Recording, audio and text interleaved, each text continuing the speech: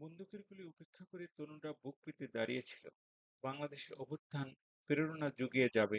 জাতিসংঘের সাধারণ পরিষদের ডক্টর ইউনূস, প্রধান উপদেষ্টা প্রফেসর ডক্টর মোহাম্মদ ইউনূস বলেছেন, ছাত্র জনতার অদম্য সংকল্প ও প্রত্যয় স্বৈরাচারী ও অগণতান্ত্রিক শাসন ব্যবস্থা থেকে আমাদের মুক্তি দিয়েছে।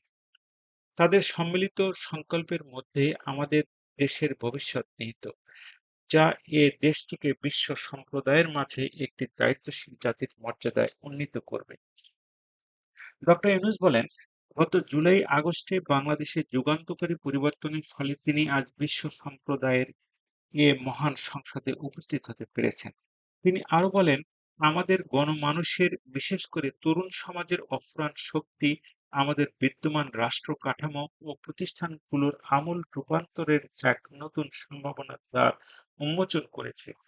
আমাদের ছাত্র ও যুব সমাজের আন্দোলন প্রথম দিকে মূলত ছিল বৈষম্য বিরোধী আন্দোলন, পর্যায়ক্রমে তা গণ আন্দোলনের রূপ নেয়। এরপর সারা পৃথিবী অবাক বিস্ময়ে দেখেছে কিভাবে সমগ্র বাংলাদেশের মানুষ একনায়কতন্ত্র, নিপীড়ন, বৈষম্য, অবিচার ও দুর্নীতির বিরুদ্ধে রাজপথ এবং সামাজিক যোগাযোগ মাধ্যমে দৃঢ়ভাবে রুখে দাঁড়িয়েছিল। তিনি বলেন, উদারনীতি, বহুতত্ত্ববিদ ও ধর্মনিরপেক্ষতার উপর মানুষের গভীর বিশ্বাস থেকেই বাংলাদেশ রাষ্ট্রের অভ্যুদয় হয়। ১৯৭১ সালে যে মূল্যবোধকে বুকে ধারণ করে আমাদের গণমানুষ যুদ্ধ করেছিল, সেই মূল্যবোধকে বহু বছর পরে আমাদের জেনারেশন জি নতুনভাবে দেখতে শিখিয়েছে।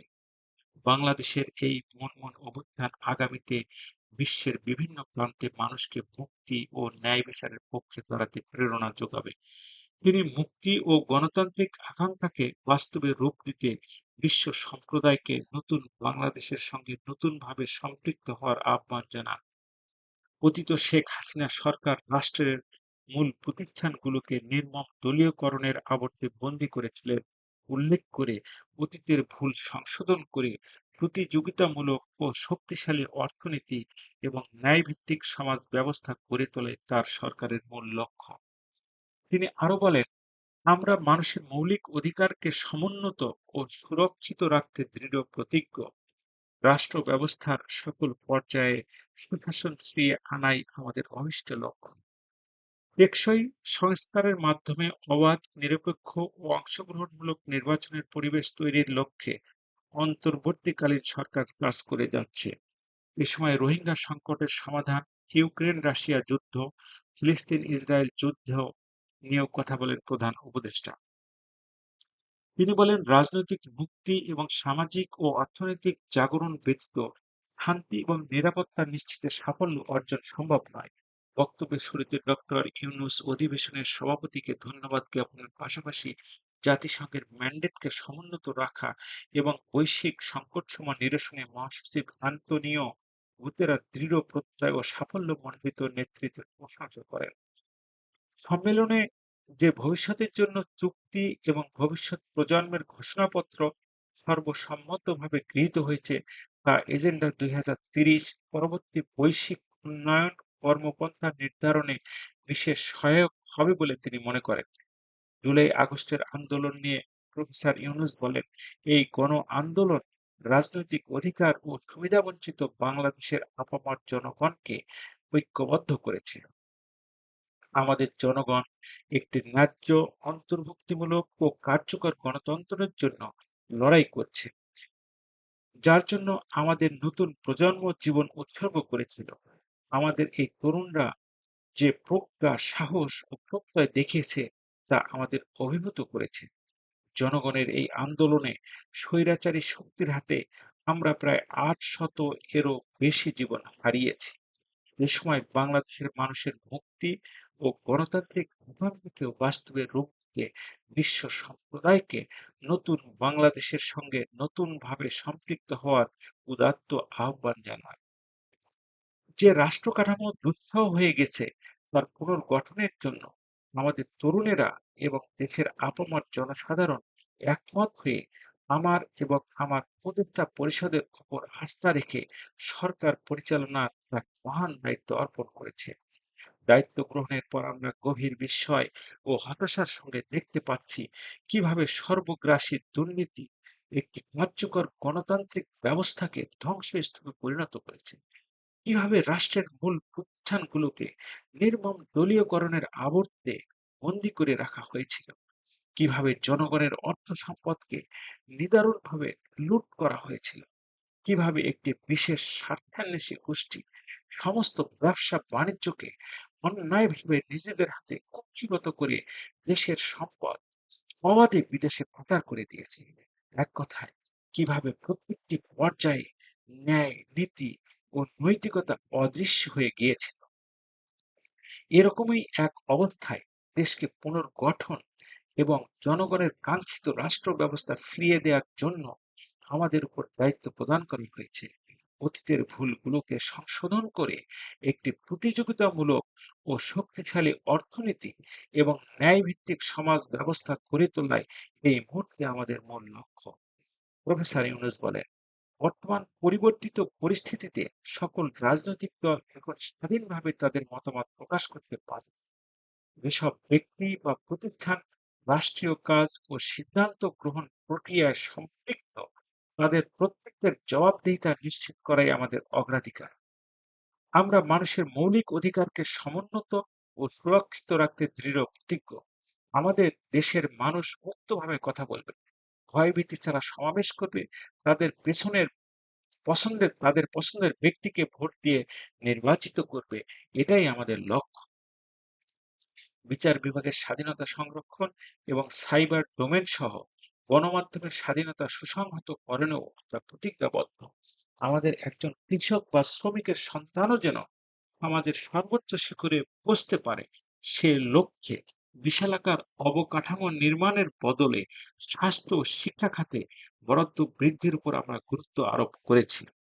রাষ্ট্র ব্যবস্থার সকল পর্যায়ে সুশাসন ফিরিয়ে আনাই আমাদের অভীষ্ট লক্ষ্য। বাংলাদেশ যেসব আন্তর্জাতিক, আঞ্চলিক এবং দ্বিপক্ষীয় চুক্তির পক্ষভুক্ত, সেগুলো প্রতিপালনে আমাদের সরকার বদ্ধপরিকর। জাতিসংঘ সহ বহুপক্ষীয় বিশ্ব কাঠামোতে বাংলাদেশের সক্রিয় অংশগ্রহণ ও অবদান অব্যাহত থাকবে। পারস্পরিক শ্রদ্ধাবোধ, মর্যাদা ও স্বার্থ সংরক্ষণের ভিত্তিতে বাংলাদেশ বিশ্বের সকল রাষ্ট্রের সঙ্গে বন্ধুত্বপূর্ণ সম্পর্ক বজায় রাখতে আগ্রহী। মাত্র ৭ সপ্তাহের মধ্যে আমাদের সরকার বিভিন্ন গুরুত্বপূর্ণ পদক্ষেপ গ্রহণ করেছে। দায়িত্বভার গ্রহণের ২ সপ্তাহের মধ্যে আমরা গুম প্রতিরোধে যে আন্তর্জাতিক কনভেনশন রয়েছে তাতে যোগদান করছি। তিনি বলেন, মানুষের আস্থা ও আত্মবিশ্বাস ফিরিয়ে আনতে এবং নির্মম অতীত যেন আর ফিরে না আসে, সেজন্য আমরা কিছু সুনির্দিষ্ট খাতে সংস্কারকে অগ্রাধিকার দিচ্ছি। সেই লক্ষ্যে আমরা বিদ্যমান নির্বাচন ব্যবস্থা, সংবিধান, বিচার ব্যবস্থা, জনপ্রশাসন, আইন শৃঙ্খলা ব্যবস্থা সংস্কারে স্বাধীন কমিশন গঠন করেছি। সংবাদপত্র ও গণমাধ্যমের সংস্কারের জন্য পৃথক কমিশন সহ আরো কয়েকটি বিষয়ে কমিশন গঠন প্রক্রিয়াধীন রয়েছে। তিনি আরো বলেন, ব্যবসা বাণিজ্যে অনুকূল পরিবেশ সৃষ্টির লক্ষ্যে আমরা ব্যাংক ও আর্থিক খাতের ব্যাপক সংস্কারের উদ্যোগ গ্রহণ করেছি। কোনো বিদেশি ব্যবসা বা বিনিয়োগ যেন ক্ষতিগ্রস্ত না হয় তা নিশ্চিত করতেও বদ্ধপরিকর। এসব সংস্কার যেন টেকসই হয় তা দীর্ঘমেয়াদে নিশ্চিত করতে এবং অবাধ, নিরপেক্ষ ও অংশগ্রহণমূলক নির্বাচনের জন্য উপযোগী পরিবেশ তৈরির লক্ষ্যে আমরা কাজ করে যাচ্ছি। গণতন্ত্র, আইনের শাসন, সমতা ও সমৃদ্ধি অর্জনের মাধ্যমে একটি ন্যায়ভিত্তিক ও অন্তর্ভুক্তিমূলক গণতান্ত্রিক সমাজ হিসেবে আত্মপ্রকাশের অভিপ্রায় বাস্তবায়নে আমি বাংলাদেশের প্রতি আন্তর্জাতিক সম্প্রদায়ের সমর্থন ও সহযোগিতা ব্যাপকতর ও গভীরতর করার আহ্বান জানাই। ডক্টর মোহাম্মদ ইউনুস বলেন, বাংলাদেশ মনে করে যে শান্তিরক্ষা এবং সংঘাত মোকাবিলা জনগণের সমৃদ্ধি নিশ্চিত করার মূল চালিকা শক্তি। সাম্প্রতিক বিপ্লবকালে আমাদের ইতিহাসের সবচেয়ে কঠিনতম সময়ে জনগণের মুক্তির আকাঙ্ক্ষা পূরণে তাদের পাশে দৃঢ়ভাবে দাঁড়িয়ে আমাদের সাহসী সশস্ত্র বাহিনী সমূহ আরো একবার শান্তির প্রতি তাদের অঙ্গীকার প্রমাণ করেছে। এটা সম্ভব হয়েছে শান্তি রক্ষায় আমাদের অঙ্গীকারের কেন্দ্রবিন্দুতে মানবাধিকারকে স্থান দেওয়ার ফলে। জাতিসংঘের শান্তি বিনির্মাণ কমিশনের সূচনা লগ্ন থেকে শান্তি রক্ষার মতো শান্তি বিনির্মাণও বাংলাদেশ সমান অঙ্গীকার ব্যক্ত করে এসেছে। সামনের দিনগুলোতেও আমরা জাতিসংঘের শান্তি রক্ষার কার্যক্রমে আমাদের মূল্যবোধ ভিত্তিক অবদানের ধারাবাহিকতা রক্ষা, সমুন্নত ও প্রসারিত করতে বদ্ধপরিকর।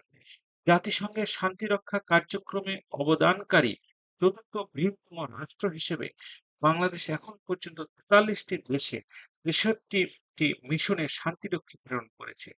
দায়িত্ব পালনকালে ১৬৮ জন বাংলাদেশি শান্তিরক্ষী নিজেদের জীবন বিসর্জন দিয়েছেন। আমাদের সকলের এই পৃথিবীতে বৈশ্বিক অগ্রাধিকারগুলোকে সঠিকভাবে নির্ণয় করতে হবে। তিনি বলেন, জলবায়ু পরিবর্তনজনিত দীর্ঘমেয়াদী প্রভাবগুলো অপূরণীয় ক্ষতির কারণ হয়ে দাঁড়াচ্ছে। আমরা জীববৈচিত্র্য হারাচ্ছি, প্যাথোজেনের পরিবর্তনের ফলে নতুন রোগ বাড়ছে, কৃষি ক্ষেত্রে চাপ বাড়ছে, ক্রমহ্রাসমান পানি সম্পদ ঝুঁকিতে ফেলছে।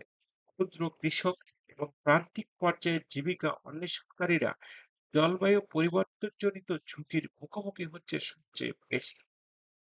যখন আমি এই বিশ্ব সভায় কথা বলছি, তখন বাংলাদেশের পূর্বাঞ্চলে ৫০ লাখেরও অধিক মানুষ তাদের জীবদ্দশায় হওয়া সবচেয়ে ভয়াবহ বন্যা মোকাবিলা করছে।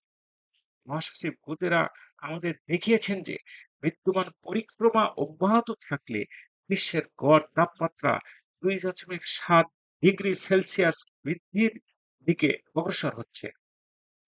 তাই বাংলাদেশের মতো জলবায়ু ঝুঁকিতে থাকা দেশগুলোতে অভিযোজনের জন্য ব্যাপক বিনিয়োগের আহ্বান জানাচ্ছি। বিশ্ব সম্প্রদায় এখন কার্বন মুক্ত পৃথিবী গড়ে তুলতে মনোযোগী হচ্ছে।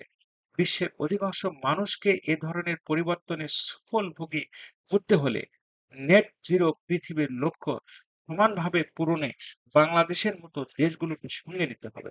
তা না হলে পারস্পরিক দায়িত্ববোধের মাধ্যমে পারস্পরিক সমৃদ্ধি অর্জনে আমাদের সর্বজনীন অঙ্গীকার পূরণে আমরা পিছিয়ে পড়ব। ডক্টর ইউনূস বলেন, আমি বিশ্বাস করি যে সমগ্র বিশ্ব একসঙ্গে ৩-০ এর ধারণা বিবেচনা করতে পারে, যার মাধ্যমে আমরা শূন্য দারিদ্র্য, শূন্য বেকারত্ব এবং শূন্য নেট কার্বন নিঃসরণ অর্জন করতে পারি।